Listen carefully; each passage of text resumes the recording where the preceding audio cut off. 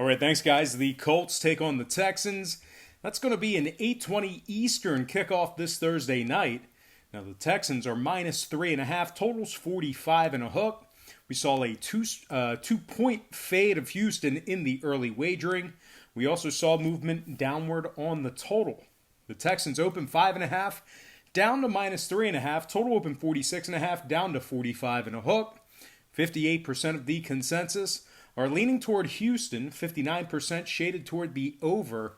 And right now, the Colts are plus 165 on the money line. Now, Indy ranks in the bottom 5 in passing, bottom 10 in offensive yards per play. They're also in the bottom 3 in passing on the road. They failed to cover the point spread in 3 out of their last 4. Desir and Wilkins are listed as questionable. Mack is doubtful. Hilton and Campbell still out indefinitely.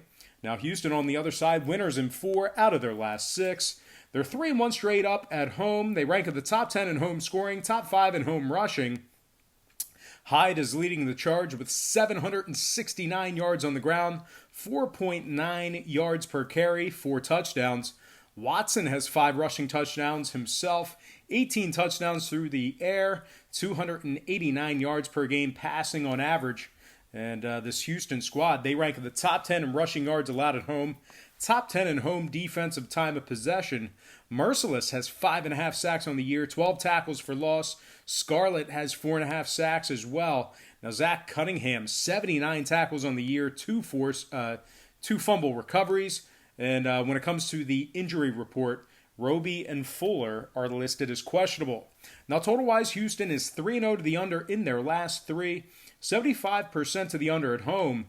They're also 6-4 to the under overall for the season. The Colts on the other side, 3-3 to the under in their last 6. I'm going to purchase the half a point, slide it down, and take Houston minus 3 and the under 45.5 in that game. Next matchup, Panthers, Saints, 1 o'clock, New Orleans. The Saints are minus 9.5, totals 47. We saw a